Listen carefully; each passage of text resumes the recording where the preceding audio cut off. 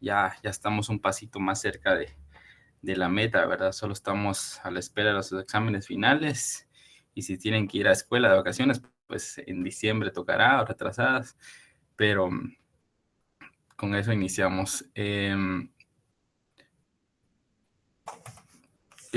Quisiera empezar con el tema del parcial, compañeros. Me sorprendió que para el primer parcial hubieron varios 30 y para este segundo parcial no hubo ningún 40, no hubo una nota cabal y realmente hubieron notas muy bajas, que eso sí nos preocupa un poco. No sé si se confiaron o qué pudo suceder, pero sí hay notas muy bajas. También hay notas buenas, tampoco no los quiero alarmar ni asustar, pero sí hay notas muy bajas. La primera serie, como esa la calificaba automáticamente el Google Forms, estaba valorada sobre 20 puntos. Hay notas de 2, de 4. Entonces sí nos preocupa un poco. Vamos a estar viendo qué hacemos porque inclusive me pareció, no hice bien la cuenta, pero hubieron quizá algunos que no llegaron a zona mínima. Entonces vamos a ver qué hacemos con eso, porque sí es preocupante, ¿verdad? Entonces, nos están hablando de un diplomado, no sé si tienen alguna otra actividad o algo por el estilo. Lolik es de otra situación. Ah, bueno, buenísimo. Bueno, entonces vamos por motivos tanto laborales como personales, el licenciado Jorge Winter no puede estar el día de hoy en la clase, entonces me llamó y aquí le damos con todos nosotros para entrar en materia, ¿verdad? Por favor, ahorita les voy a presentar lo que va a ser un video, es corto, como de 6, 7 minutos, no dura mucho. Por favor, sí quiero que tengan a la mano sus hojas, su cuaderno o algo así para apuntar lo más importante, porque eso nos va a servir más adelante porque les puedo llegar a hacer preguntas, ¿verdad? Dice Maco Mendoza, ¿cuándo cree que podremos tener las notas? Las notas ya las tenemos, solo es de digitarlas al sistema. Probablemente tenemos hoy. Yo digo que de esta semana no pasa. Lo más probable, tal vez para el viernes, sábado ya estén subidas. Igual, ya está todo calificado, solo es de subir las notas, pero sí nos gustaría hablar primero con los que sí tienen muy bajas notas, ¿verdad? Entonces, por favor, los que tengan ahí a la mano una hoja, un cuaderno para apuntar lo más importante, ¿verdad? Y así entramos en materia. Ahora les voy a presentar el video. Solo me avisen si se escucha, por favor.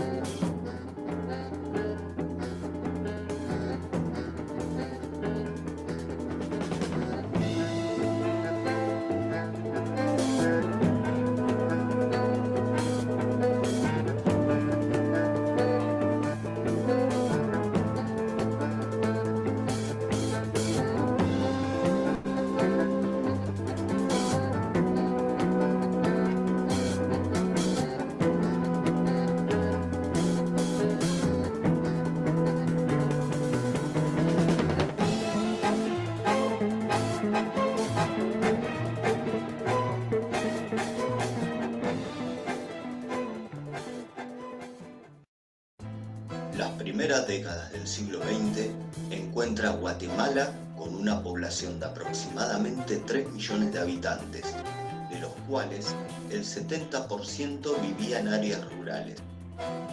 Más de la mitad de la población era indígena campesina.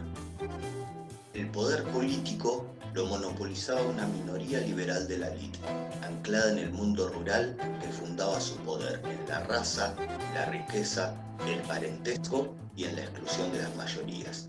No existía ni la libertad de asociación ni la libertad de prensa.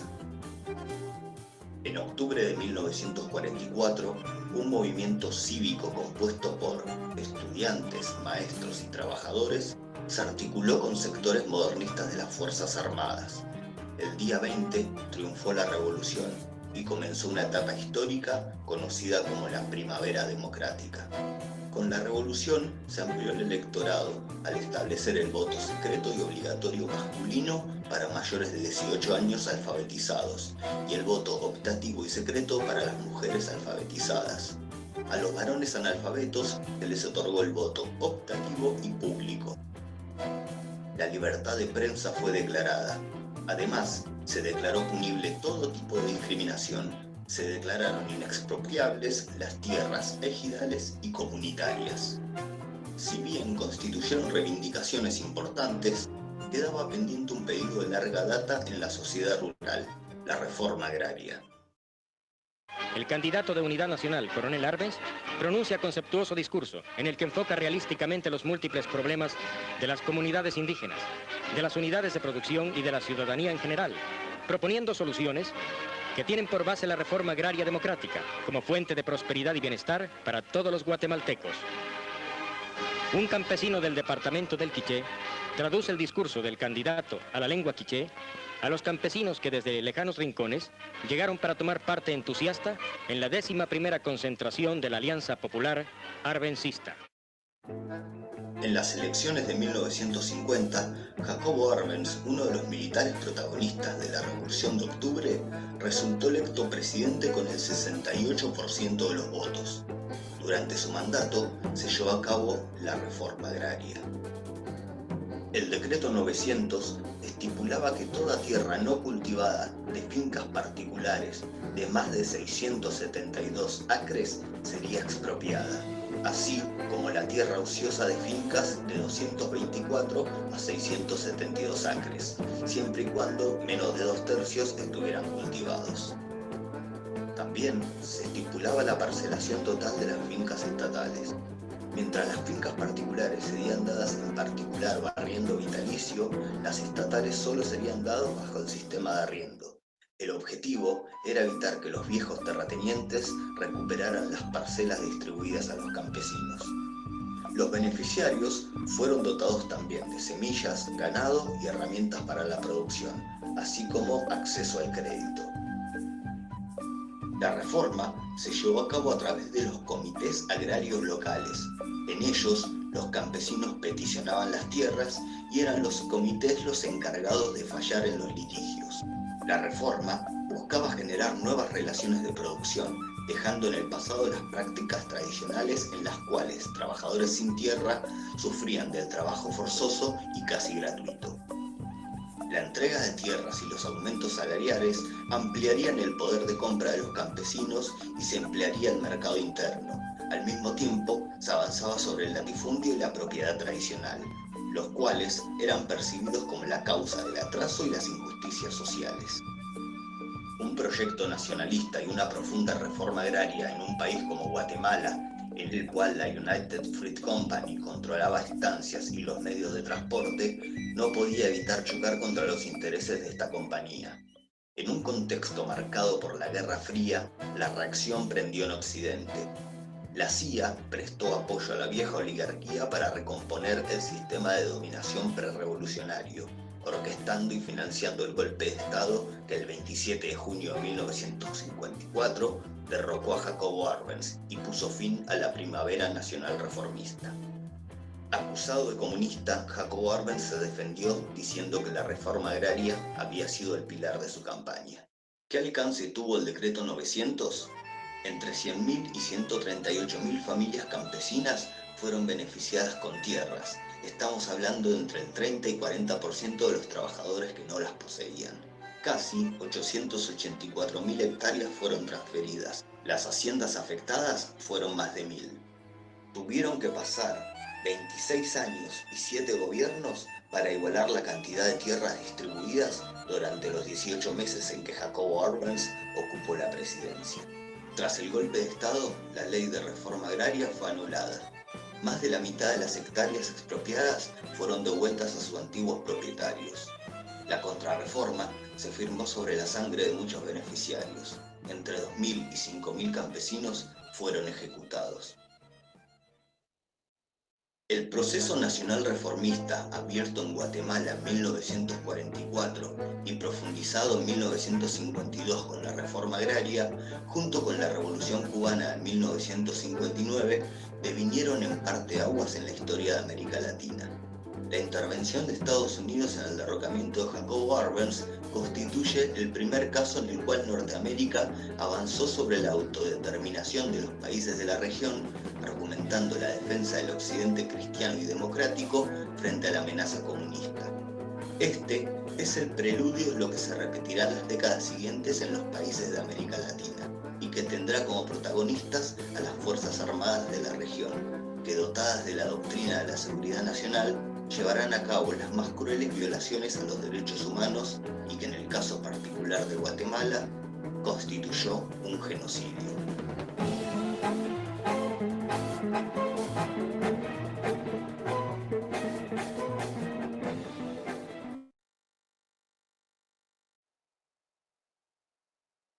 Bueno, ahí estamos. Ahí como les comentaba, ¿verdad?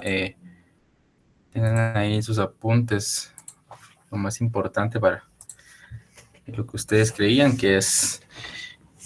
A mí me gusta hacer las clases un poco más dinámicas, ¿verdad? No ser repetitivo, me gusta terminar algo rápido las clases por lo mismo, porque sé que uno se cansa, uno se aburre de estar tanto tiempo pegado, entonces vamos a entrar en materia con lo que tenemos. Derecho ambiental. Bueno, damos inicio con lo que es el módulo número 5. ¿Qué va a venir para el examen parcial? El módulo 5 y el módulo 6. Así como hemos venido trabajando, así va a ser. Todo con base al programa, ¿verdad? El módulo 5, iniciamos con lo que es la reforma agraria, la transformación agraria y la modernización del agro. Y tenemos que la reforma agraria en Guatemala, una de las principales metas del gobierno de Jacobo Arbenz Guzmán fue la ley de reforma agraria, la cual se materializó en el decreto 900. Esta ley fue muy exitosa en sus comienzos, pero fue abortada por el golpe de Estado de 1954, lo cual trajo consecuencias negativas al país. Ya como pudieron ver en el video, se trató más o menos de lo que vamos a ver. Entonces, para que lo tengan ahí en cuenta, ahí les voy a mandar el link por si lo quieren volver a ver también, para que lo estudien, ¿verdad? Tenemos que, en ese entonces, el presidente Jacobo Arbenz Guzmán quiso expropiar las grandes propiedades mediante métodos revolucionarios. Y eso fue el comienzo del golpe de Estado que le hicieron. Con eso comenzó todo. Cuando Jacobo Arbenz Guzmán quiso expropiar las tierras de los grandes empresarios, de los grandes terratenientes, cuando yo lo veo que es como lo que lamentablemente pasó con las manifestaciones de acá de Guatemala, ¿verdad?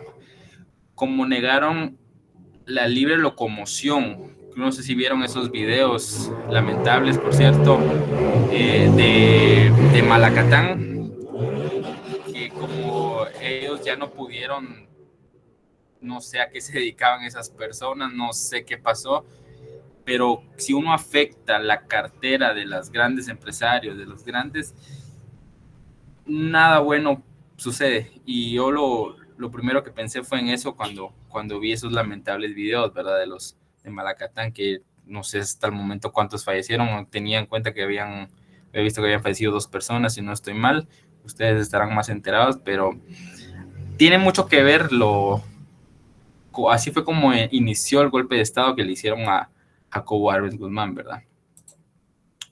Siguiente tenemos que en 1944 en Guatemala triunfó el movimiento democrático revolucionario. Ustedes saben que antes de todo eso hubo todo lo que fue el movimiento revolucionario, tuvieron que pasar 1000 cosas para que llegara, y después de eso ganó el movimiento democrático revolucionario, que era el presidido por Jacobo Arbenz Guzmán, ¿verdad? En esa época la situación y la estructura agraria y social se encontraba deformada.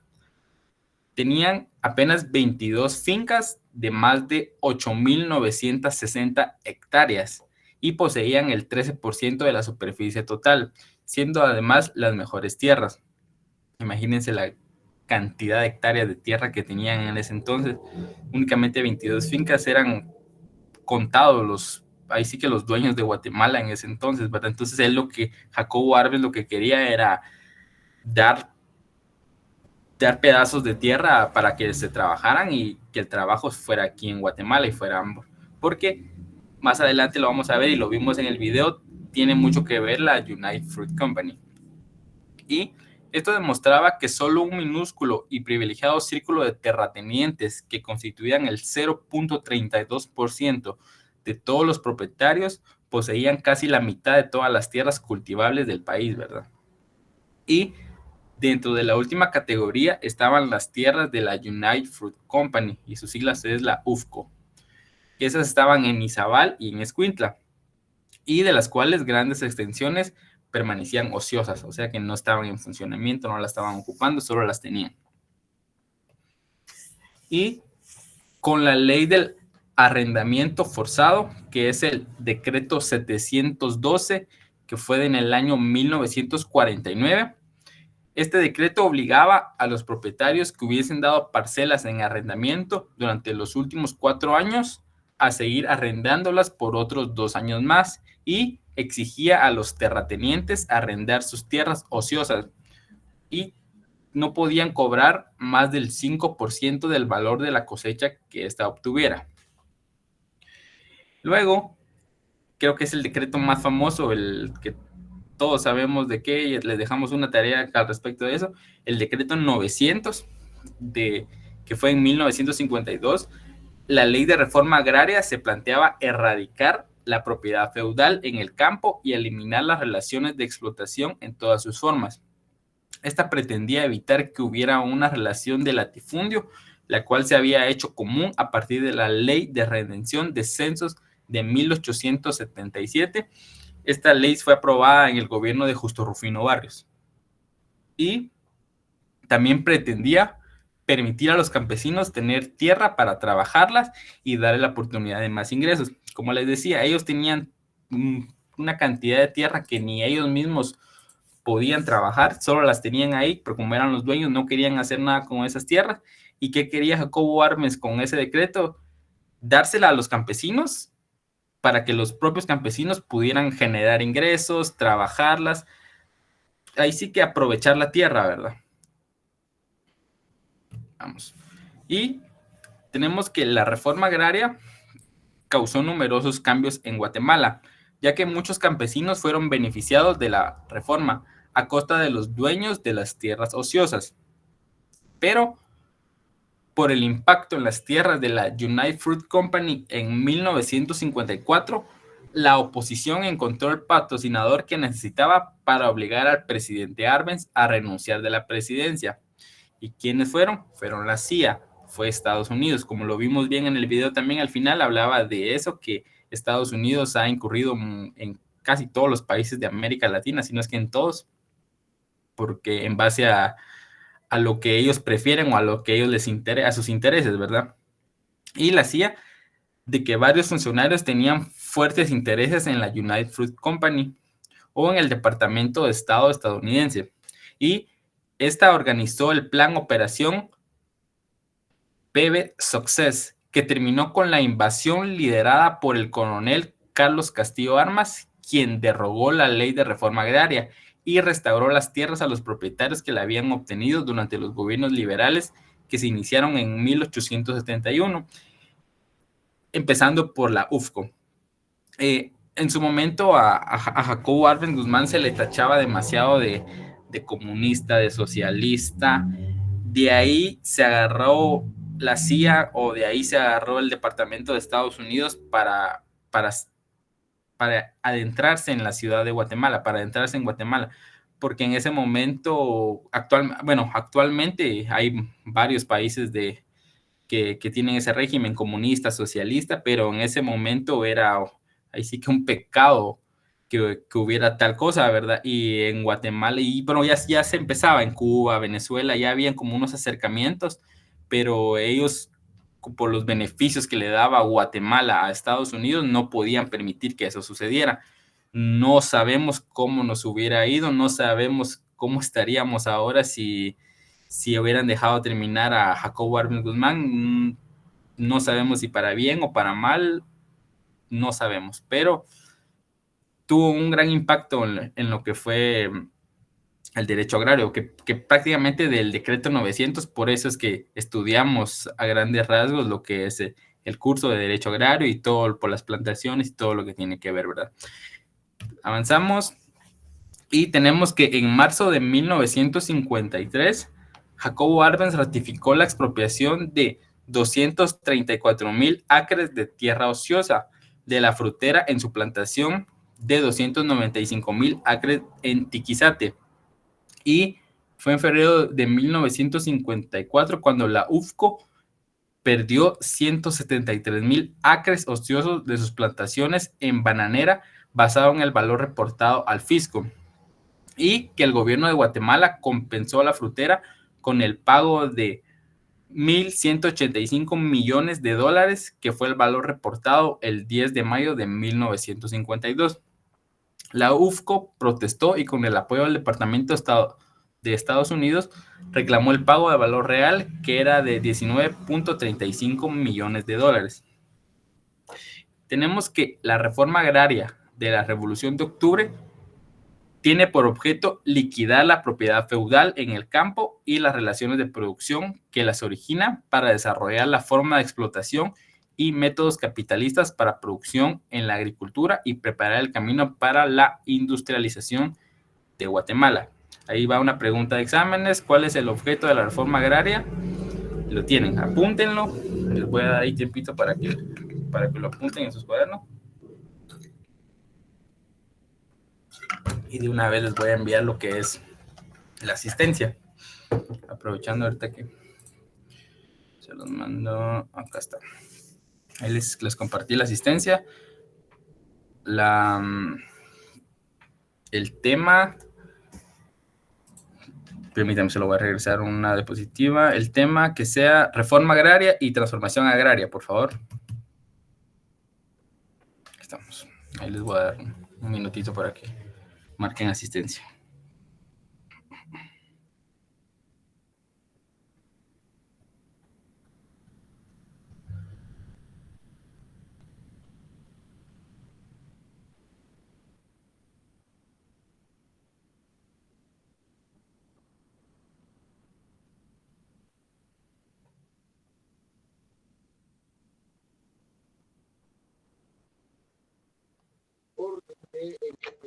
Buenas noches, Lick, perdonen, no deja ingresar. Ahorita creo que la tengo cerrada, perdonen. Ahorita. Prueben ahora, por favor.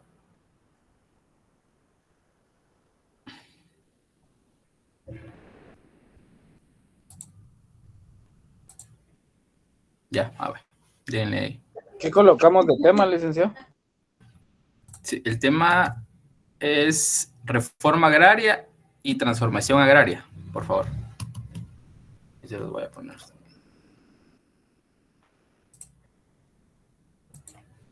Tema reforma agraria y transformación agraria. Ahí está. Ahí se los puse el tema también.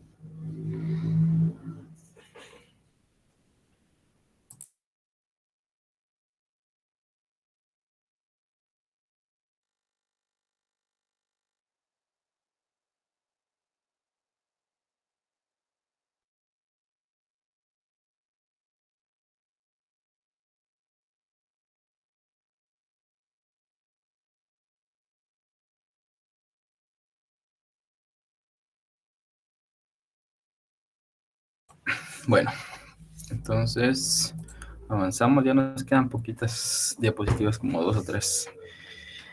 Ahí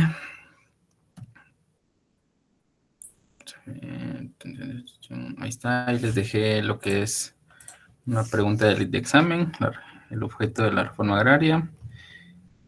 Y seguimos con el siguiente tema, que es la era de la transformación agraria.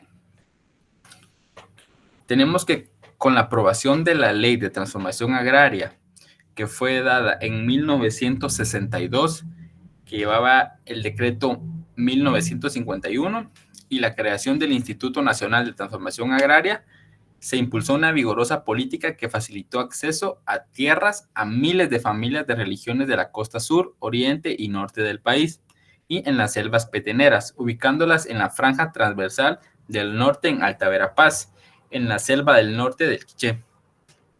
Y por esta, los militares se beneficiaron de esta política, acaparando extensiones de tierra que luego vendieron. Esto es en la era de la transformación agraria. Uy, esta diapositiva está larga. Y tenemos que solamente el expresidente general Romeo Lucas García, que fue presidente de 1978 a 1982, era propietario de 6 fincas que juntas sumaban 311 caballerías. También tenía una finca en Cebol de 1,778 caballerías de tierra. El poder sobre la tierra era eminentemente militar. A inicios de la década de 1970, miles de familias quechís, cansadas de la explotación y de las condiciones de vida miserables en las fincas alemanas, migraron al norte del departamento en búsqueda de tierras. Muchas de las oleadas migratorias se favorecieron de la política agraria del INTA y aprovecharon sin saber que en 1970 el 70% de la tierra en esa región era nacional, el 25% era privada y el 5% era comunitaria. A pesar de los abusos y acaparamiento militar, el INTA adjudicó 500,000 hectáreas en el año de 1978, beneficiando a miles de pequeños productores agrícolas.